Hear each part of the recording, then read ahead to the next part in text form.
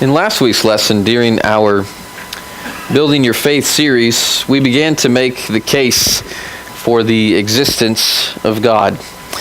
And in doing so, we used the cosmological argument, or the law of cause and effect, to begin making our case.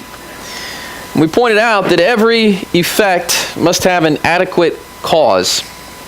You only get nothing from nothing in the natural world. And therefore, someone must have existed before the universe came into existence. It makes no sense to say that something came from nothing without a supernatural element intervening. And so today we want to move to a second argument that we might use to prove the existence of a supreme being, the Almighty God. And I want to start with an illustration. I want to ask the question, are the above pictures that you see here, on the far left you have a painting, you have Mount Rushmore here, you have an iPhone, you have the Messiah, which is a popular piece of music. Are these pictures mere products of random chance? Are they a fortuitous accident? Or were they designed? Well, the answer is obvious, right? I mean, this is a Thomas Kincaid painting, so we know who the painter of the painting is. South Dakota's Mount Rushmore was designed by someone, and several people worked on it over a course of several years. Steve Jobs is often given credit for designing the iPhone, and certainly other people were involved in that too, but Apple as a company owns the iPhone, and someone designed the iPhone. And Handel wrote the Messiah.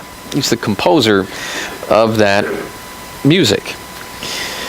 Well, what about the universe as a whole?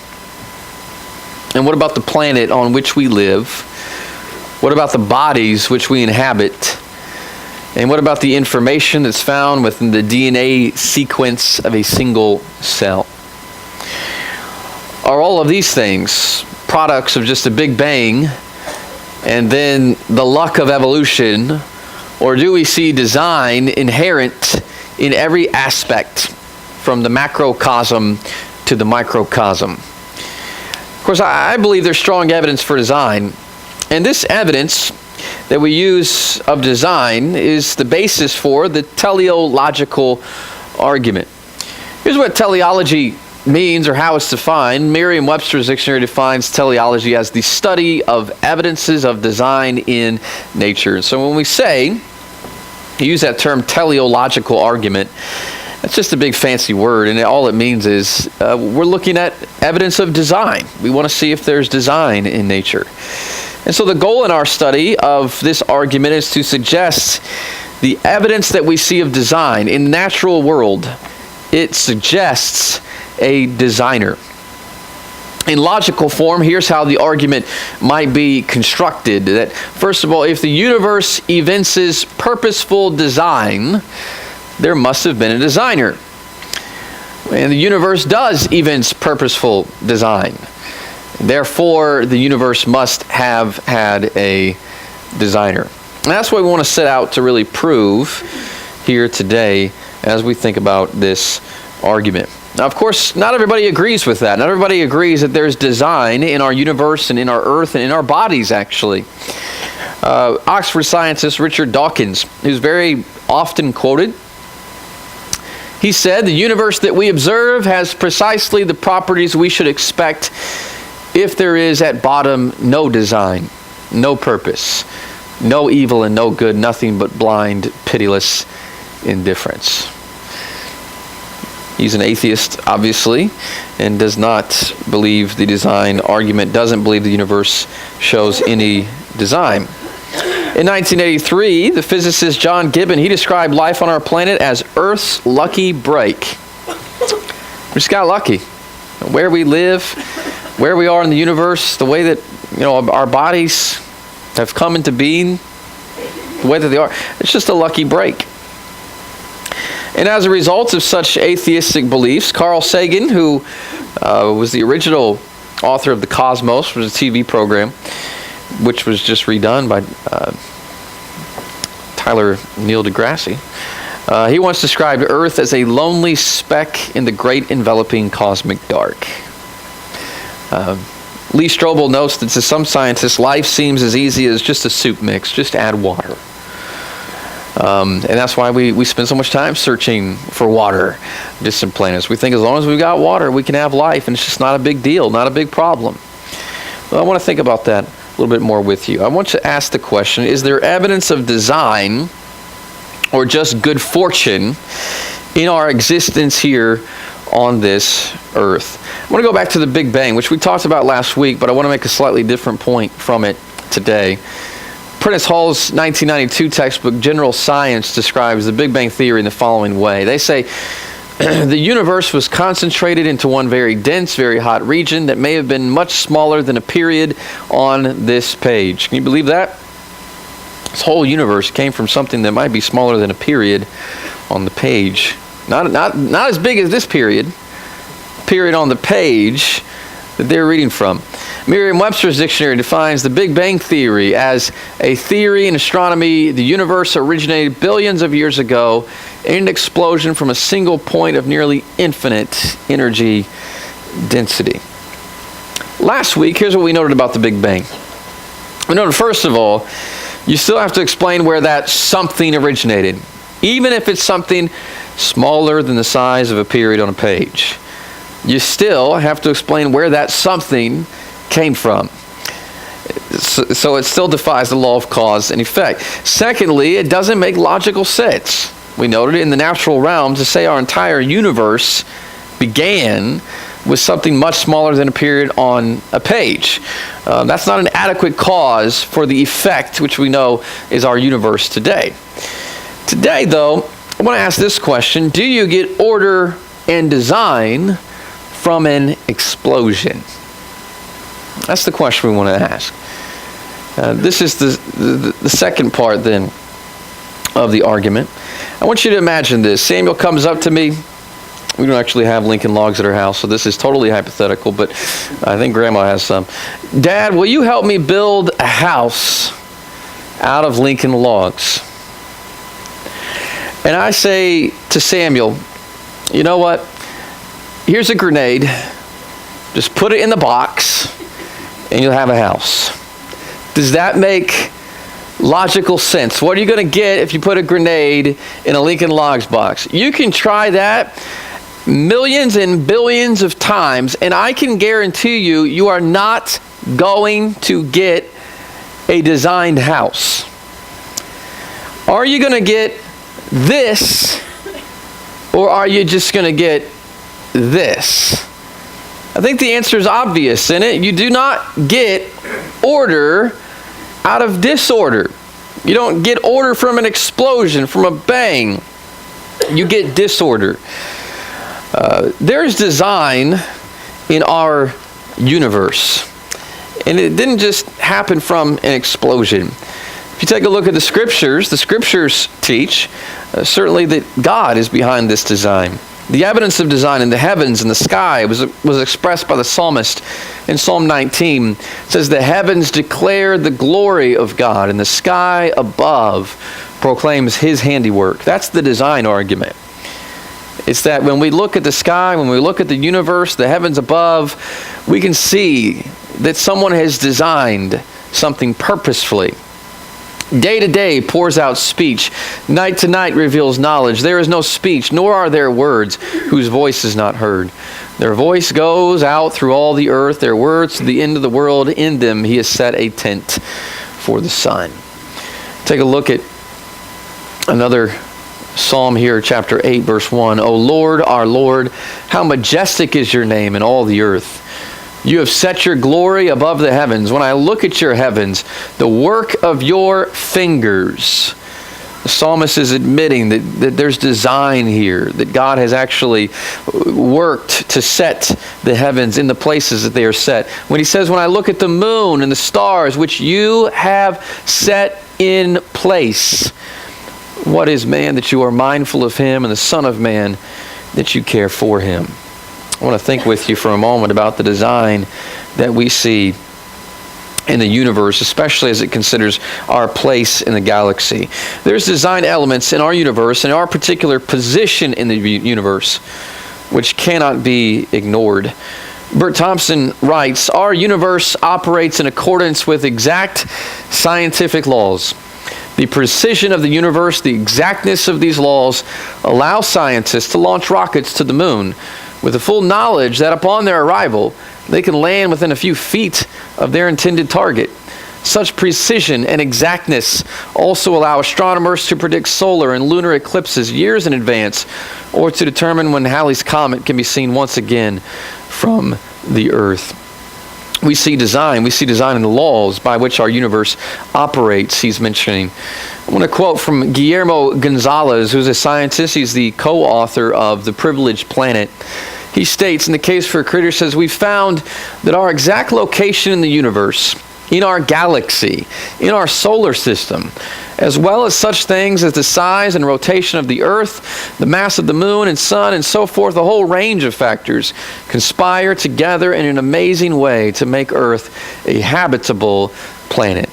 Now, he gives us a few examples of some of those things that make Earth a habitable planet. He says, in terms of habitability, I think we are in the best possible place. And that's because our location provides enough building blocks to yield an Earth while providing a low level of threats to life. I really can't come up with an example of another place in the galaxy that is as friendly to life as our location. There's a scientist saying, this is just interesting. I can't find another place in the galaxy as friendly to life as where we are in the entire galaxy. Sometimes, he says, people claim you can be in any part of any galaxy. He says, well, I've studied other regions, spiral arms, galactic centers, globular clusters, edge of disks, and no matter where it is, it's worse for life. I can't think of any better place than where we are.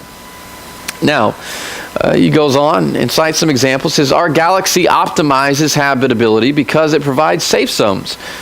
Galaxies have varying degrees of star formation, where interstellar gases coalesce to form stars, star clusters, and massive stars that blow up as supernova. Places with active star formation are very dangerous, and that's not where we are. We're not in a very dangerous spot. He says, because that's where you have supernova exploding at a fairly high rate. In our galaxy, those dangerous places are primarily in the spiral arms, where there are also hazardous giant molecular clouds. Fortunately, though, we happen to be situated safely between the Sagittarius and the Perseus spiral arms. So our position in the galaxy is where we need to be in order to stay safe, is what he's arguing. He goes on to say, there we go. More and more, astronomers are learning how the other planets tie into the habitability of Earth. So in other words, God has set the other planets, according to scientific research, where they need to be so that we can function as living beings here on Earth. He says, for example, George Wetherell of the Carnegie Institution showed in 1994 that Jupiter, which is huge, more than 300 times the mass of the Earth, acts as a shield to protect us from too many comet impacts. It actually deflects comets and keeps many of them from coming into the inner solar system, where they could collide with Earth with life-extinguishing consequences. It's just a coincidence, I guess, that Jupiter is right where it needs to be to protect us. He goes on to say, in addition, other planets in our inner solar system protect us from getting bombarded by asteroids from the asteroid belt. The asteroids are mostly between the orbits of Mars and Jupiter. Our first line of defense is Mars, being at the edge of the asteroid belt. It takes a lot of hits for us, and Venus does too. So there's certainly planets that protect us from asteroids and comets. He argues that we're not near enough to other stars that would be dangerous. And so our place in the galaxy is perfect for life. He goes on to say, the sun is a star. That sun, there's something unique about the sun. The sun is highly stable compared to a lot of other stars. More so than most comparable stars. Its light output only varies by 1/10 of 1% over a full support cycle, which is about 11 years. And this prevents wild climate swings on Earth. It would take a star with the highly unusual properties of our sun, the right mass, the right light, the right composition, the right distance, the right orbit, the right galaxy, the right location to nurture living organisms on a circling planet. And that makes our sun and our planet very rare indeed. But all that is coincidence, according to some. Bert Thompson writes this, and I want you to consider, I think he does a good job illustrating how big our galaxy is. If we drew a map of the Milky Way galaxy, if we represented the Earth and the Sun as two dots 1 inch apart, it's about that far apart. Two dots. You have the Earth, the Sun. Okay? Thus, you have a scale of 1 inch equals 93 million miles. That's the distance between the Earth and the Sun. We would need a map at least 4 miles wide to locate the next nearest star. Does that put into perspective how big our galaxy is? How immense? But it all started from something as small as the period on a page, right? We would need a map 25,000 miles wide to reach the center of our galaxy. While the size itself is impressive, the inherent design is even more so. The sun's interior temperature is estimated to be over 20 million degrees Celsius. The Earth, however, is located at exactly the correct distance from the sun to receive the proper amount of heat and radiation to sustain life as we know it. If the Earth removed just 10% closer to the sun, far too much heat and radiation would be absorbed. If the Earth removed just 10% further from the sun, too little heat would be absorbed. But that's all just coincidence to some. There's not only design in our universe, though. I think we see design in our universe. There's also design in the earth, and how the earth functions, and how the earth operates. I think we should take some time to take a look at that. Certainly, this is an argument that, again, is made by the writers of Scripture. Yeah, I think it's proven, as we read from other scientists as well, that this is the case. We see design. Paul wrote in Romans 1 and verse 20 that his invisible attributes, that's God's invisible attributes, namely his eternal power, his divine nature, have been clearly perceived ever since the creation of the world. How? Not just by the fact the world has been created, but in the things that have been made. The idea of making something is designing something. We see something about God's power and something about the Godhead through the creation when we examine it. So they are without excuse. Paul would again argue in Acts 14, he said, "Men, why are you doing these things? We also are men of like nature with you, and we bring you good news that you should turn from these vain things to a living God." What did that living God do? He made the heaven and the earth and the sea and all that is in them. God is the designer. God is the creator. What's being attributed to him? In past generations, he allowed all the nations to walk in their own ways, yet he did not leave himself without witness, for he did good by giving you rains from heaven and fruitful seasons, satisfying your hearts with food and gladness. The argument is made that the seasons, the rains, those things come from God, and we see in those things God's wisdom, his power, his omniscience, his omnipotence. And I want you to see how some of these things scientists have noted as well indicate some type of design. Again, I'm going to go back to what some scientists have said. Guillermo Gonzalez says some more about our Earth and our Earth's dependence upon the moon.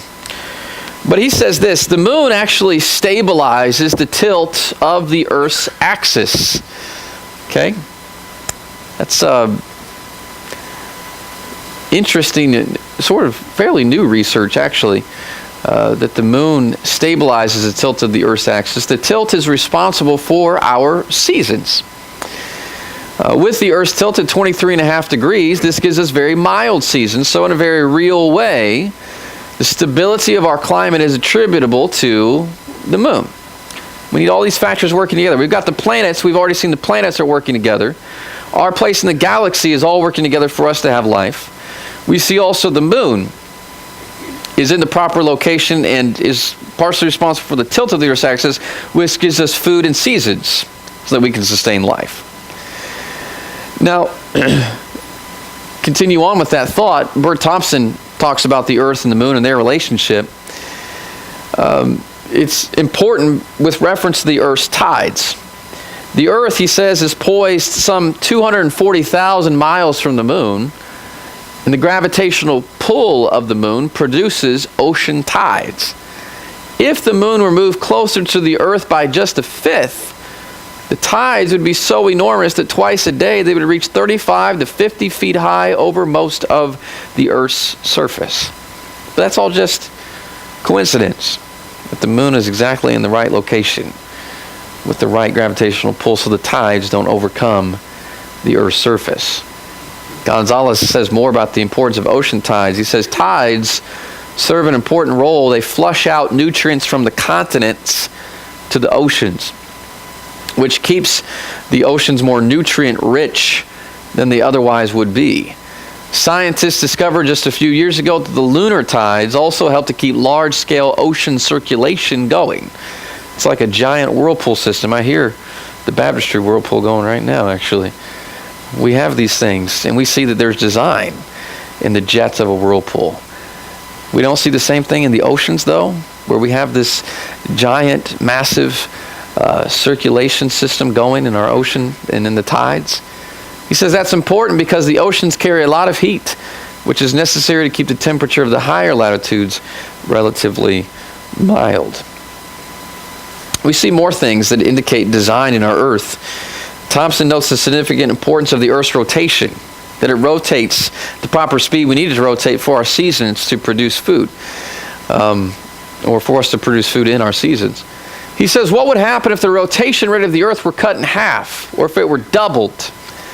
Well, if it were halved, seasons would be doubled in their length, which would cause such harsh heat and cold over much of the Earth that it would be difficult, if not impossible, to grow enough food to feed the Earth's population. I mean, imagine if last winter was twice as long. Have a little impact on the seasons. Imagine you got a bad summer where temps are high, it doesn't rain very much, and that's twice as long. How's that going to impact the farmers? What would happen if the rotation rates then were halved? Well, it would cause harsh heat and cold over much of the Earth. It would be difficult, if not possible, to grow enough food to feed the Earth's population. If the rotation rate were doubled, the length of each season would be halved, and it would be difficult or impossible to grow enough food again to feed the Earth's population. But all of that, the Earth's rotation, the speed at which it rotates, is just a lucky break, according to some. Think about the Earth's mass, based upon what, again, Gonzalez says about it. He says a terrestrial planet must have a minimum mass to retain an atmosphere. And we have an atmosphere, obviously. You need an atmosphere for the free exchange of the chemicals of life and to protect inhabitants from cosmic radiation. And you need an oxygen-rich atmosphere to support big-brain creatures like humans. Earth's atmosphere is 20% oxygen. It's just right, it turns out. And the planet has to be a minimum size to keep the heat from its interior from being lost too quickly. You've studied about the Earth and its crust, and you have the mantle, and you have the core, and you have the heat of those things. The Earth has to be just the right size so it doesn't overheat or so it doesn't get too cold. It's the heat from its radioactive decaying interior that drives the critically important mantle convection inside the Earth. So the Earth is just the right size with just the right amount of oxygen for us to live and to breathe. He goes on and says, if Earth were smaller like Mars, it would cool down too quickly. The bigger the planet, the higher the surface gravity and the less surface relief between the ocean basins and the mountains. The higher the surface gravity of a planet, and the greater the pull of the gravity on the mountains, and the tendency would be toward creating a smooth sphere. Okay? You got stronger gravity, it smooths out the surface of the Earth. Well, what's going to happen if the surface of the Earth and all the land gets smoothed out?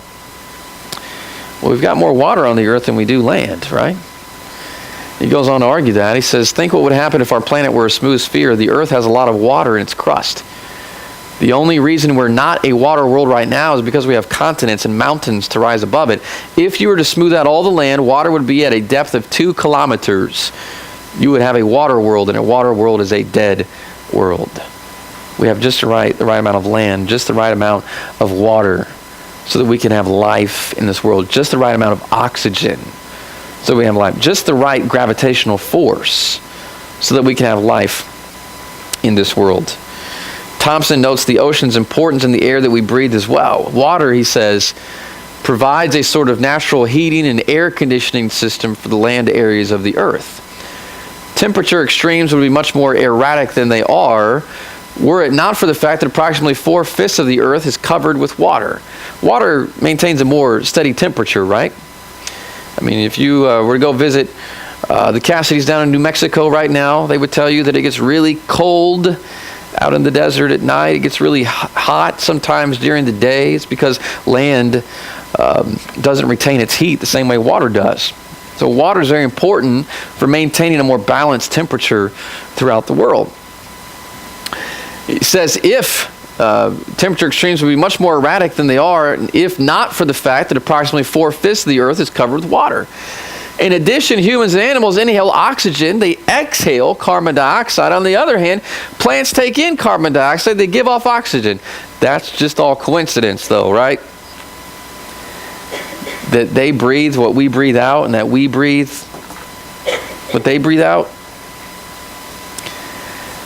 We depend upon the world of botany for our oxygen supply, yet we often fail to realize that approximately 90% of our oxygen comes from microscopic plants in the seas.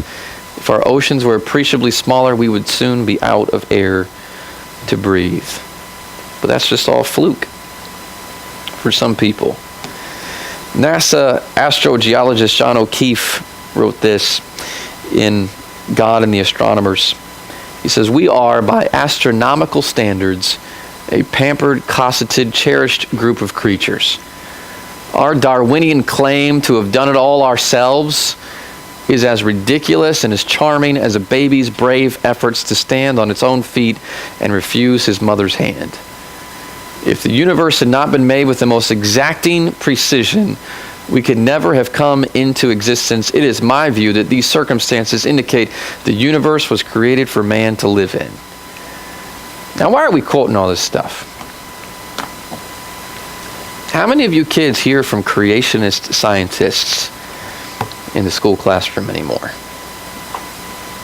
People who believe that God created the world, that God designed the world, and who argue it. It's not in your textbooks.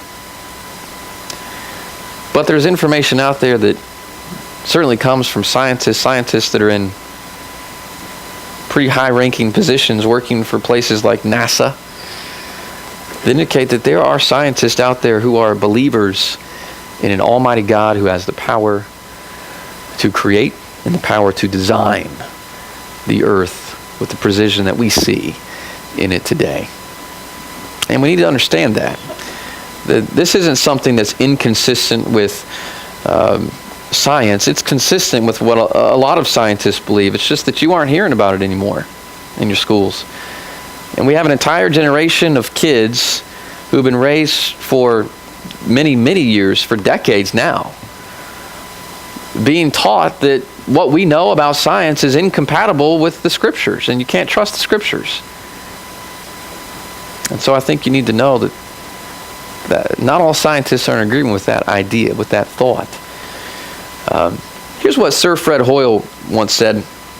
He said, the chance that higher forms have emerged in this way is comparable with the chance that a tornado sweeping through a junkyard might assemble a Boeing 747 from the materials therein. There are scientists out there who think this idea of the Big Bang, that it just all happened through an accident, it's ridiculous. And they're saying things like these. We're just not hearing from many of them in our classrooms run by government schools anymore. I'm going to look at one last thing. I'm not going to have time, I don't think, to get to the DNA argument, so we'll cover that later. But I want you to consider the design that exists in our human body. The psalmist also used this argument. He spoke of the evident design that exists in the human body in Psalm 139 and verse 13. He says, "You formed my inward parts.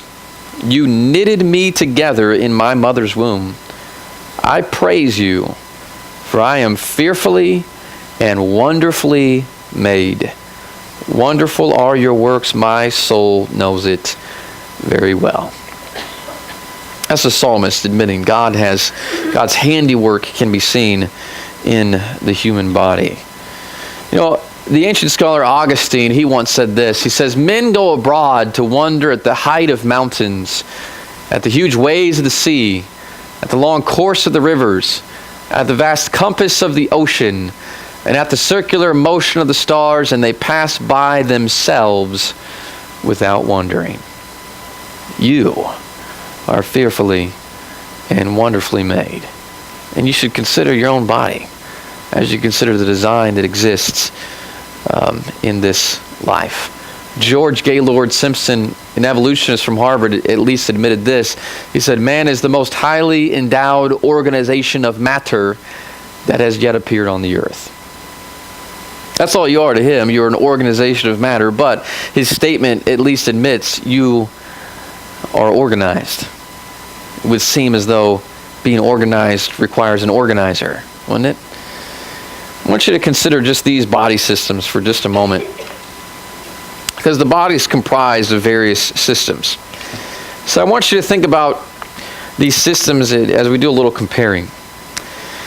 You've got the circulatory system over here to your far left. I want you to think about a car engine. Car engine uses gas, uses oil to fuel the car. Now we have battery-powered engines more and more. We have hybrids that use both. When we see an engine like that, we see how it has to operate, all of the pistons, all of the things working together. I mean, there's a lot of people in here. You work in car factories. Somebody designed that? Designed that system, that fuel system to work the way that it does? Or is that just a fluke? It's interesting that when we think of the car, we think of people like Henry Ford maybe, or we think of, here in Kokomo, we think of guys maybe like Elwood Haynes, and we think of the genius of the motor car's engine, but we don't think of God as we consider the human heart. It pumps 6,000 pounds of blood through 10,000 arteries and veins of the body every 24 hours, and it does that it does it for 60 to 90 years for most people. That's just a fluke. Just a lucky break, just a fortuitous accident. I want you to think about the nervous system for a while. Okay? Now, I want you to think about that in terms of a computer microchip. You know, all the information that you see on your computer screen, it has to go through their microchip first, right? When you type, it has to go through the microchip, goes through the processor, and then you just see it displayed on the screen. It all goes through that system.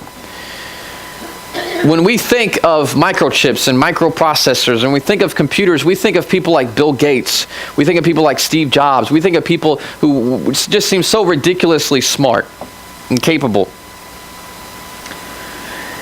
when we think of the microprocessors of computers, but we don't think of God as we consider the human brain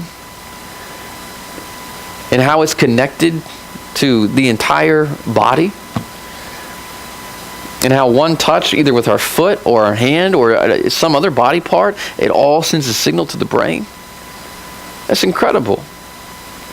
We look at a computer and we say, obviously that's designed, and some people look at the nervous system, well, it's just evolution. Think about the respiratory system. You know, Hattie had asthma problems, especially when she was younger. I think she's getting over it, hopefully more so now. Doesn't have to be on that nebulizer regularly. But, you know, when you look at a nebulizer, which some of you had to use when you've had asthma or breathing issues, you look at that machine and it basically converts liquid medicines and puts it into a gaseous or a aerosol type breathable state. We look at that machine and we say that's designed, right? It's not a fluke. It's not an accident. It's designed. And yet we look at the respiratory system where we breathe in and we breathe into our lungs, and those lungs help put oxygen into our blood cells all throughout our body, and we just think that's just a fluke.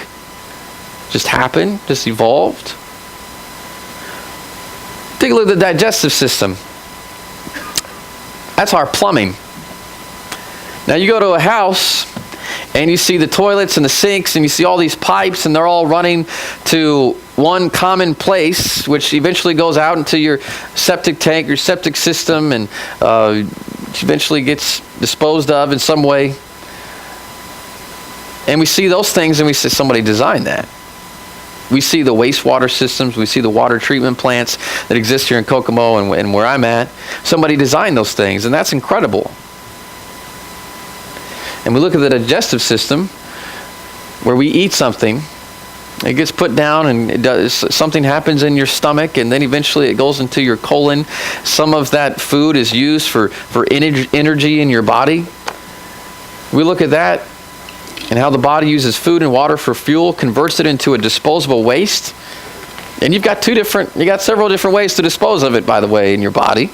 We're not going to get too graphic about that. But that's just a fluke?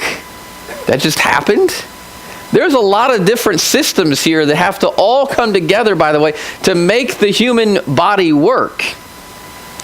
This isn't even all the systems. The skeletal system. When you see a house and it's framed and you've got 2x4s and you've got trusses and you've got the windows have been framed out, you look at that and you say, somebody designed that. Somebody did that. Somebody built that. And yet when we look at the skeletal system and how everything is just built together structurally perfectly so that we have little thumbs on our fingers and we can grab things and we can stand on our own 2 feet. We can walk with these 2 legs that aren't joined together at the heels, thankfully. We see how these ribs protect our heart. We see how this skull protects our brain. We see all these things and we just say that's chance. The muscular system, that's like your armor. If you were to see somebody with body armor all over, he's got some type of a helmet on, he's got a bulletproof vest on, he's got different armor on his legs, we say that was designed, right? But your muscles, they protect your bones, they protect your organs, just like our muscles protect our bones and organs from damage. Is that designed? Or is that a fluke? The human body is incredible. There's a lot more that we could talk about with that. And we haven't even touched on, I thought about doing a section on animals. We don't have time. But we haven't even talked about the amazing design elements that we see in some incredibly unique animals. Job talks about it in the book of Job. Gives credit to God. You see animals like the camel. How did those 2 humps just evolve? From what animal did they evolve? Where water is stored. The giraffe, the chameleon, the eel, the skunk, the bombardier beetle, the hummingbird, the kangaroo. So many more animals, so uniquely and interestingly designed. Does it make sense that a scientist, if they were to look at this arm, which is a robotic arm, they would say, well, that's designed. And as they look at this arm, and this is just the muscular system, we could have a whole other chart on the skeletal system of the arm. All of these labels of the various muscles that exist in your arm, that's just luck. Doesn't that seem like a problem? We admit that there's design here, and we admit no design there. We've only looked at a few aspects of design elements within the universe, the earth, the human body. But what do you think?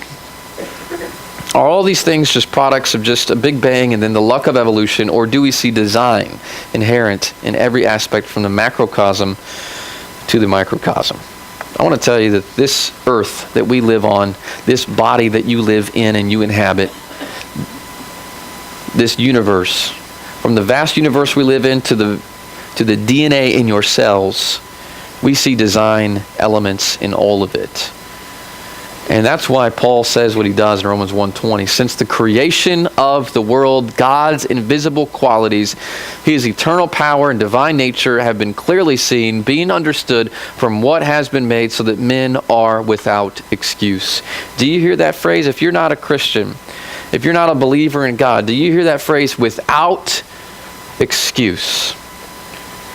You can't look at the universe, the earth, the body, the DNA that exists in our bodies. You can't look at all those things and think that no one designed it. There is no excuse for you not to believe in an all-powerful, almighty, omnipotent God. The design that we see in God's creation leaves us without an excuse to search for him, to seek him, and to obey him. Faith comes by hearing. Hearing comes by the Word of God. We've looked a lot at the book of nature, because God really reveals himself in two ways to us. He reveals himself to us by the creation of the world, but he also reveals himself to us in his Word. There's some things that we can see in the creation that we perhaps don't always see detailed to us in his Word, and there's certainly a lot of things in his Word that we're not going to learn just by looking at the creation of this world. What you do need to know today, if you've received enough information to believe that there is a God, you need to know that he sent his Son to die for you. You need to know that you're a sinner and that you've sinned and that you need to be forgiven of those sins, because sin is breaking God's law. God created you, designed you. He wants you to live for him. And if you've sinned, you've broken his law. You've gone against his will. And you need to be forgiven of that. And God sent his Son to die so that you could be forgiven of those sins. That occurs when you make the decision to believe in Jesus Christ, the Son of God. Make the decision to turn from your sins, to be baptized in Jesus Christ for the remission of those sins. And if you want to do that today, you are without excuse. If you know God's will and you don't obey it, you see the evidence. If you want to do that today, make the decision to do so now while we stand, while we sing.